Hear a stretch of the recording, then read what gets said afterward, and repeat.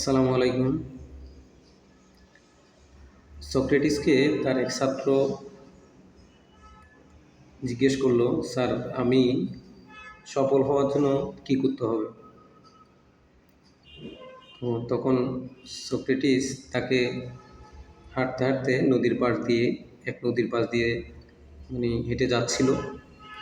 তখন এক পর্যায়ে তাকে পানিতে নেমে পানির মধ্যে সজোরে চেপে ধরার পরে ওই ছাত্র অনেক প্রাণপণ চেষ্টা করতেছে ওই পানির থেকে ওঠার জন্য, কিন্তু তাকে সক্রেটিস চেপে ধরে রাখে।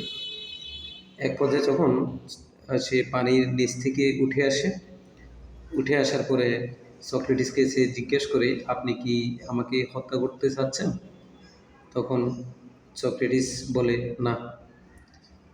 তো সক্রেটিস তাকে জিজ্ঞেস করে যে, যখন আমি তোমাকে পানির নিচে চেপে ধরে রাখি, তখন ওই মুহূর্তে তোমার সবচেয়ে আকাঙ্ক্ষা কী ছিল?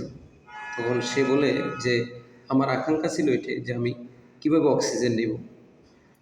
তো যখন তুমি